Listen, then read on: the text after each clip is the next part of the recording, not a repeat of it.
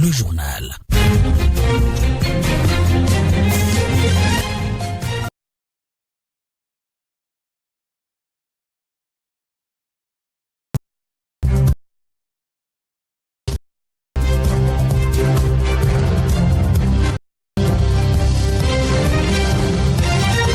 Dimanche 2 février de l'an 2020, Madame, Monsieur, c'est un plaisir renouvelé que de vous retrouver. Les titres de ce journal. À la une de l'actualité, les nouvelles infrastructures de la SONEB à Parakou sont officiellement mises en service pour le grand bonheur des populations. C'est tout un ensemble, partant du station de pompage de l'Opara à l'usine de traitement de Banikani. Les problèmes de pénurie fréquentes d'eau vont bientôt relever du passé, ont reconnu les autorités présentes à la cérémonie. Sur la scène politique, 2 acteurs reçoivent les vœux de nouvel an de leur base. Aurélie Adam Soulé Zoumarou, actuel ministre du numérique, Aniki et Bruno Fanyigbe du côté du plateau Adja. Les reportages à suivre. Info coton dans ce journal, 3 jours après l'incendie de 27 tas de coton à l'usine Sodeco de Banikwara, le préfet Mohamedou Moussa de la Liborie est retourné sur les lieux pour apprécier le travail des sapeurs-pompiers. En Tanzanie, en interactualité, on dénombre plusieurs morts lors d'un service religieux évangélique. Plus précisément, c'était au cours d'une cérémonie de guérison. La page des sports sera au rendez-vous comme à l'accoutumée. Madame, Monsieur, merci de garder vos positions d'écoute pour le développement.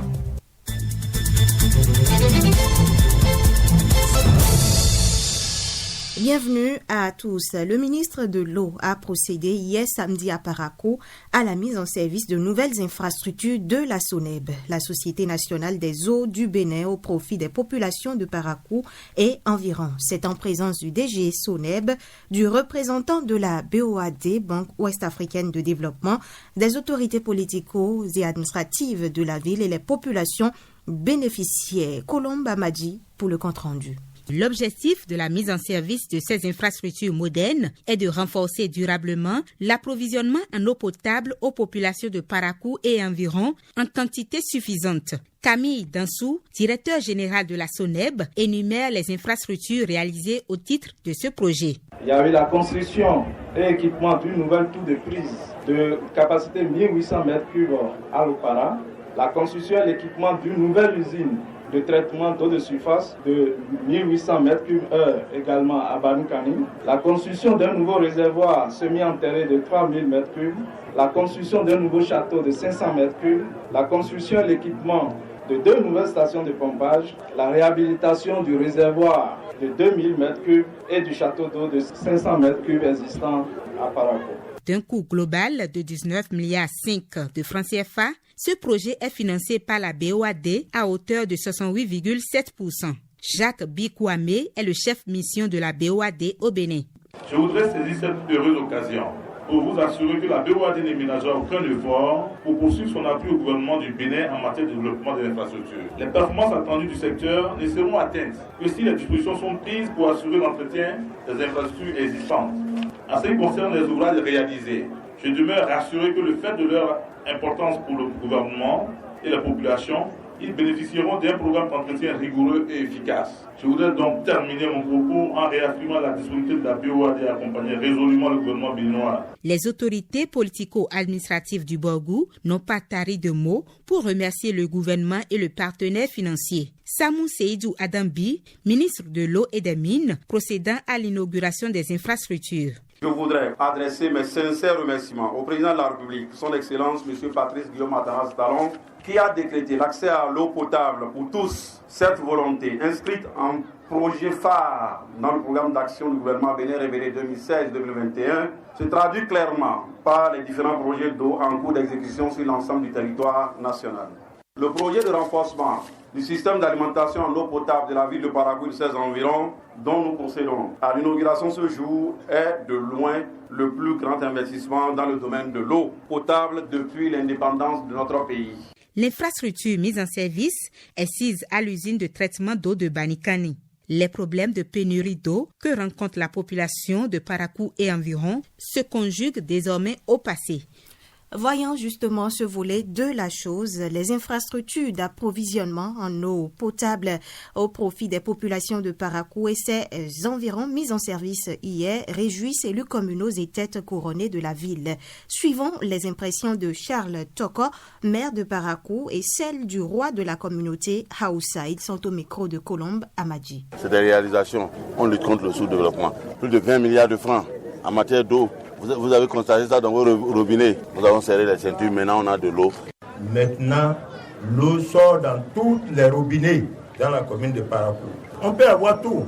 Même si on veut guérir quelqu'un, il faut de l'eau. Si on a un étranger, pour le recevoir, il faut de l'eau. Le président Patrice Talon, il nous a donné ça. Qu'est-ce qu'il nous reste? Il ne reste qu'à le remercier. Nous, sincèrement, on remercie le président Patrice Talon. Dans la commune de Parakou, on ne souffre pas de l'eau potable. Vraiment pour ça, on le remercie beaucoup. Que Dieu le soit reconnaître. Le président Talon, il a aimé la population, il a aimé le roi.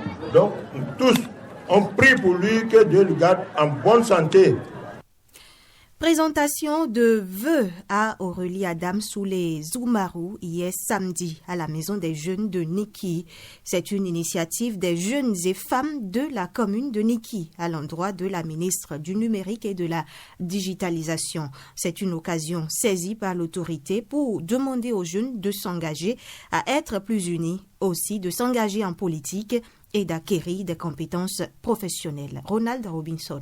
Ils n'ont pas voulu manquer la tradition avec la ministre Zoumarou. C'est une présentation de vœux mêlés d'hommages à celle qui constitue une lumière pour la jeunesse de Niki. Nouridine Adamou Seini, porte-parole des jeunes. Nous n'avons pas de cadeau ni de château à vous offrir. Juste ces petits mots puisés de l'esthétique et des profondeurs de cœur pour vous dire merci de tout cœur et vous souhaiter longue vie et la force de pouvoir continuer sur la même lancée.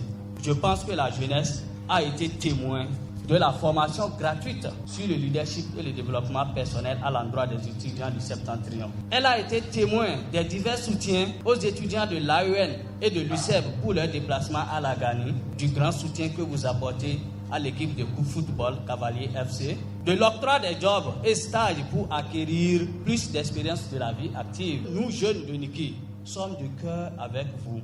À côté de ce tableau emballant, la représentante des femmes vient décliner à la ministre et à sa suite les doléances de la jeunesse de Niki. Makiatou Daouda, porte-parole des femmes. Pensez à des séances de coaching et de renforcement dans les domaines porteurs d'avenir comme vous l'avez déjà commencé avec les étudiants d'Abomey Karavi. Créer un système de réseautage réunissant les jeunes de Niki, leur permettant d'avoir l'information en temps réel et de s'en servir. Aider la réalisation des projets relevant du digital. En retour, la ministre Zoumarou leur souhaite la santé et plein de bonnes choses, notamment l'engagement des jeunes à se faire former et à exceller dans l'acquisition des compétences. Elle appelle les jeunes à plus d'engagement et de militantisme dans la vie politique, sans oublier le vœu de voir les jeunes encore plus unis afin d'accomplir ensemble des exploits. Le président Patrice Talon porte la cause de la jeunesse à cœur et je voudrais que la jeunesse de Niki également le soutienne dans ses actions. Cette rencontre d'échange de vœux a permis de semer des graines d'engagement dans le cœur des jeunes pour la transformation socio-économique à Niki et le développement du pays. Cérémonie de présentation de vœux également à Bruno Fanyingbe, un des acteurs de développement du plateau Adja. Des regroupements de jeunes et de femmes du Koufo sont allés dire leur gratitude à cette personnalité sociale. C'était à l'une de ces résidences de la commune de Djakotome. Reportage, Michael Nouati et Aziz Alagbe. Que l'an nouveau apporte à vous tous son lot de joie. C'est désormais une tradition. Les groupements de jeunes et de femmes du Koufo présentent les vœux de la nouvelle année à leur leader Bruno Fanyingbe. Par ses actes, l'homme s'investit depuis des décennies à l'épanouissement des communautés du plateau Adja. Pélagie Komaklo, porte-parole des femmes du Koufo. Nous sommes une jarre trouée que vous employez toute votre vie à boucher de vos doigts. Vous n'avez cessé, Monsieur le Président, de nous apporter vos appuis financiers pour nous aider à payer les frais de scolarité à nos enfants à l'école. Vos appuis à nos groupements n'ont jamais fait défaut. Dagan Fidéon, au nom des jeunes de ce département. La vie d'un homme n'a de sens que quand elle profite à la communauté à laquelle elle appartient. Celle de notre papa Fanyigbe est une illustration dans ce sens. Le philanthrope de Diakotomé est également un guide politique. Occasion donc pour ses protégés de lui promettre fidélité. Pélagie Komaklo. Nous saisissons cette occasion solennelle pour vous dire merci et vous renouveler notre entière disponibilité à nous accompagner partout où besoin sera. Car, nous le savons, vous n'allez pas là où votre population va être sacrifiée. Pour l'octogénaire, l'appartenance à tel ou tel regroupement politique n'est pas encore d'actualité. Sa priorité reste et demeure l'accompagnement des œuvres de développement qu'accomplit le président Patrice Talon. Bruno Fanyingbe. Le président Patrice Talon, nous devons nous mobiliser autour de lui. Nous attendons ses idées pour demander au Koufo ce que le Koufo doit faire ensemble avec lui. Une séance d'échange entre le leader de la communauté Adja et le collectif des sages de la région a mis un terme à cette cérémonie de présentation de vœux riche en animation culturelle. Voilà, de Diakotomé, nous revenons dans le centre Bénin. Nouvelles adhésions au bloc républicain hier à Glazoué. Des élus communaux, notamment le maire de cette commune, sont désormais membres de ce parti. La cérémonie d'adhésion a eu lieu en présence de plusieurs personnalités du bloc républicain. Viti Saoré pour le compte-rendu. Le bloc républicain s'agrandit dans le département des Collines. Le maire de Glazoué draine avec lui des conseillers communaux et plusieurs groupes socio-professionnels dans le bloc républicain. Jacques Dagoué. Mon combat en tant qu'acteur politique trouve donc son sens dans les profondes réformes courageusement entreprises par le centre de la rupture pour faire du Bénin un État véritablement. C'est pourquoi, bien qu'ayant été élu sur la liste FCBE, après de profondes analyses, j'ai décidé en toute conscience de me joindre désormais au parti Bloc républicain. Tout en saluant le nouvel adhérent et sa troupe pour leur adhésion, les députés André Okunlola et Benoît Degla se livrent à l'explication de la réforme du système partisan et de la vision du Bloc républicain. Si nous votons à cause donc des nouvelles réformes que nous avons, que nous appelons système partisan, c'est les partis politiques qui vont voter à Glazoué ici, vont voter à Malanville, vont voter à Kétou, vont voter à Plakoué, la même liste, et ils auront 10% au niveau national. C'est ceux-là qu'on va choisir parmi la pointe des conseillers. Mais si vous votez ici pour un candidat, il a même pris toute la population de Glazoué et qu'il n'a personne à Kétou, il n'a personne à Malanville, il n'a personne à ça va être tout près là. C'est zéro. C'est pourquoi il faut vous mettre ensemble pour que le bloc républicain ait les 10%. Le bloc républicain, c'est le meilleur miel qu'il y a sur cette terre-là. Le miel, ça tire, non? Et les rouges, les brebis, tout le monde vient. Et c'est comme ça. Au moins, nous parlons, dans tous les départements du Bénin, il y a des adhésions. Dans l'Ouémé, dans le Mono, dans le Koufo, au nord, un peu partout. Si le parti est mauvais, les gens ne vont pas venir vers nous. De Boycon, Viti Sahohe pour Radio Bénin. Passé de 16 minutes, madame, monsieur, nous sommes en direct du studio A de Radio Parakou. On parle santé dans ce journal. Les enseignants des établissements primaires et secondaires de la ville de Parakou sont désormais mieux informés sur les risques liés aux maladies cardiovasculaires. C'était à la faveur d'une conférence débat initiée par la première vice-présidente de l'Assemblée nationale qui a eu lieu hier au lycée Mathieu Bouquet de Parakou. L'objectif est de prévenir cette maladie qui touche environ 17 millions de personnes chaque année dans le monde et près de 80% de la couche enseignante au Bénin. Dorcas Tito pour les détails. Le souci constant de mieux faire fait que l'enseignant est dans un stress permanent. Le métier d'enseignant et les maladies cardiovasculaires, c'est le thème autour duquel les enseignants du primaire et du secondaire de la ville de Parakou sont sensibilisés. Comment prévenir et lutter contre l'hypertension artérielle, ce tueur silencieux qui fait des ravages à travers le monde? Ces éducateurs qui, dans l'exercice de leur métier, sont confrontés à certains facteurs de risque de la maladie, doivent désormais prendre des dispositions pour éviter le mal nationale. Blandine Adedemi représente la direction départementale de la santé du Borgou. Une personne sur 3 en souffre. Dans notre population, toutes les familles, dans une famille, il y a toujours un hypertendu dedans. Une hygiène de vie saine et une alimentation équilibrée s'imposent donc à ces enseignants pour prévenir l'hypertension artérielle et les autres maladies cardiovasculaires. Kamel Lafia est médecin cardiologue, spécialiste de l'hypertension artérielle. Nous avons beaucoup parlé autour d'une formule que je qualifie de formule magique. C'est le 00530 3P. C'est pour dire 0 tabac, 0 alcool, 5 portions de fruits et légumes par jour, 30 minutes d'activité physique régulière par jour et une alimentation peu salée, peu sucrée, peu grasse, avec le moins possible de stress. La première vice-présidente à l'Assemblée nationale, initiatrice de cette conférence, Mariam Chabi-Talatazi Meyirima, abonde dans le même sens et renchérit. Mon souci, j'aurais gagné si après cette rencontre-là, je constate que les uns et les autres ont monté de petits micro-projets de changement de comportement. Commencez déjà par dire aux vendeuses de l'eau plus préparée salée et trop gras. Dire non à l'hypertension artérielle, c'est mettre en pratique tous ces conseils. Le tueur silencieux, cet ouvrage écrit par le docteur Kamel Lafia, vient ainsi motiver davantage ses enseignants à y veiller. La commune de Banikwara accueille depuis le mercredi 29 janvier dernier et ce jusqu'au 7 février prochain une campagne spéciale de vaccination contre la méningite. Cette campagne est organisée par le gouvernement béninois à travers le ministère de la Santé dans cette commune suite aux événements malheureux survenus à Deroubou, un des villages de la commune. Plus de 6 milliards de francs CFA ont été débloqués donc par le gouvernement pour y faire face.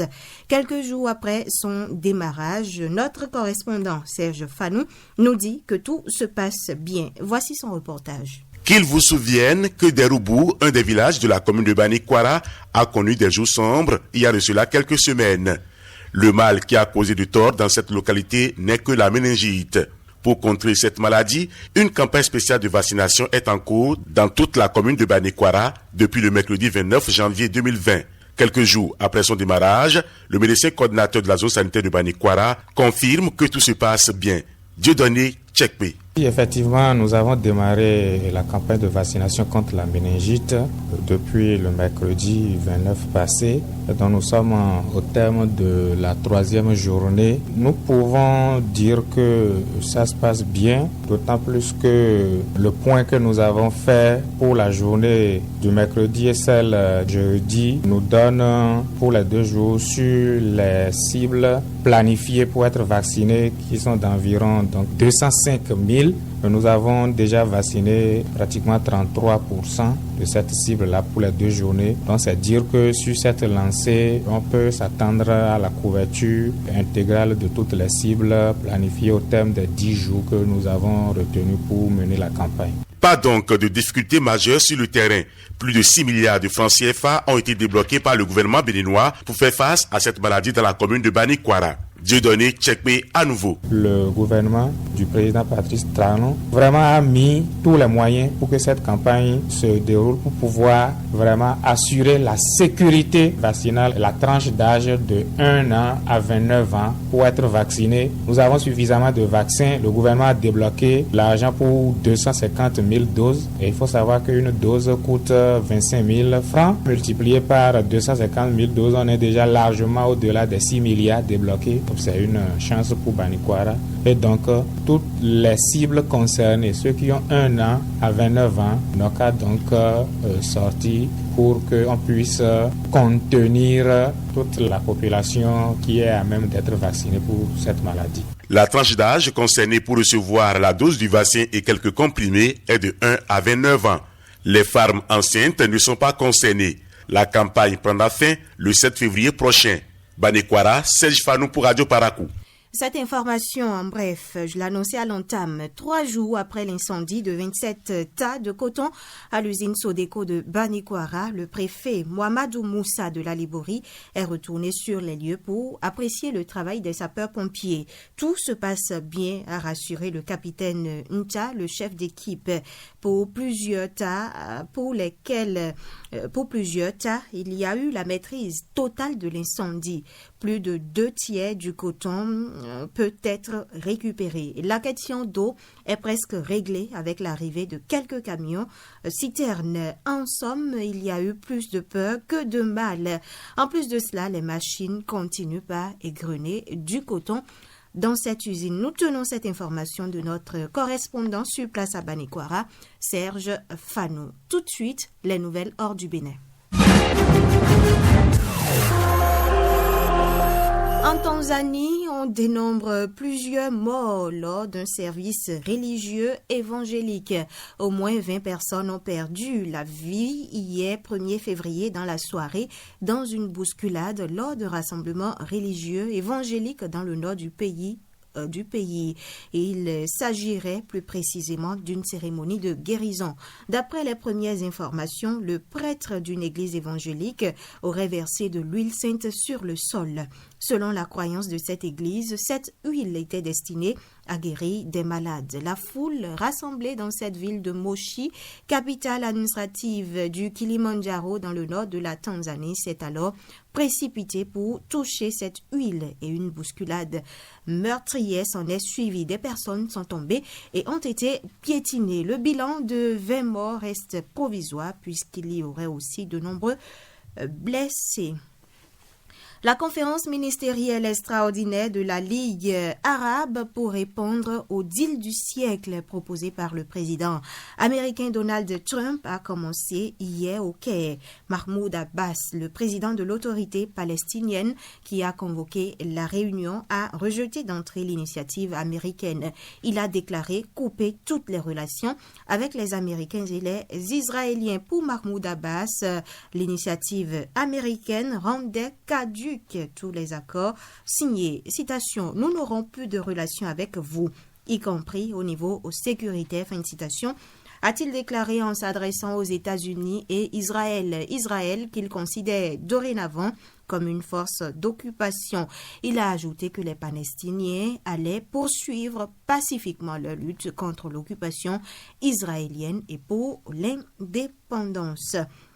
Les Philippines ont signalé ce dimanche le premier décès en dehors de la Chine d'une personne atteinte du nouveau coronavirus. L'homme, âgé de 44 ans, est décédé hier des suites de complications respiratoires entraînées par le coronavirus, a fait savoir ce dimanche Francisco Duque, le secrétaire d'État à la santé.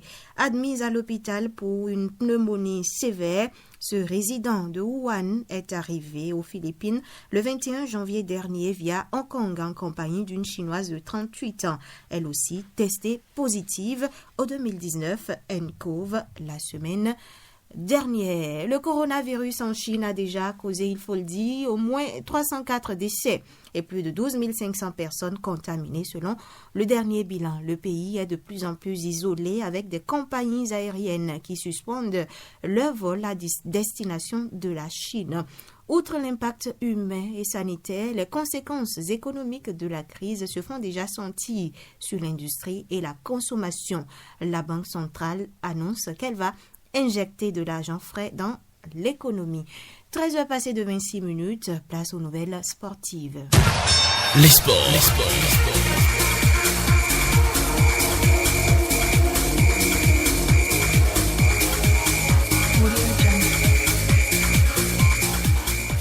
Quelques informations sportives donc avec Abdoulaye Moumouni Yakoubou. En premier, Football Ligue des Champions CAF, le Wydad s'incline face au Mamelodi Sundowns. Méconnaissable, le Wydad a perdu à Pretoria contre les Sundowns 1-0. Hier, dans le cadre de la 6e journée de la Ligue des Champions, les Rouges terminent ainsi à la 2e place du groupe C derrière les Sud-Africains. Le seul but de la rencontre a été inscrit sur penalty par Ricardo Nascimento à la 45e minute pour donner l'avantage au club sud-africain lors de cette 6e et dernière journée de la Ligue des champions africaine. Les Sundowns terminent donc en tête du groupe avec 14 points, tandis que le Wydad compte 9 points. Pour rappel, 2 représentants marocains se sont qualifiés pour les quarts de finale de la compétition. Il s'agit du Raja et du Wydad qui pourraient donc évoluer à domicile s'ils parviennent à se frayer un chemin jusqu'en finale. Football encore, Liga en Espagne. Grâce à Karim Benzema, le Real Madrid conforte sa place de leader face à l'Atlético de Madrid. Effectivement, le Real Madrid a remporté un derby madrilène plutôt fermé contre l'Atlético de Madrid 1-0 grâce à un but de Karim Benzema sur une passe de Ferland Mendy. Dans un match plutôt fermé, le Real Madrid s'en est remis à ses Français pour remporter ce derby madrilène contre l'Atlético sur le plus petit des scores. L'avant-centre français s'est retrouvé à la réception d'un centre tendu d'un autre tricolore, Ferland Mendy, pour conclure d'une belle reprise imparable à bout portant à la 56e minute. Karim Benzema a inscrit son 13e but de la saison en Liga et n'est plus qu'à une longueur de Lionel Messi qui occupe la tête du classement des buteurs en Liga espagnole. C'est tout pour l'actualité des sports. Merci de votre fidélité.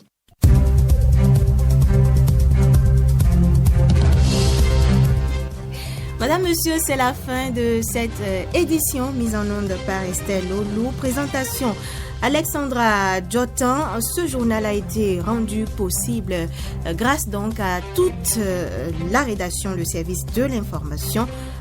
Merci donc à tous de nous avoir suivis.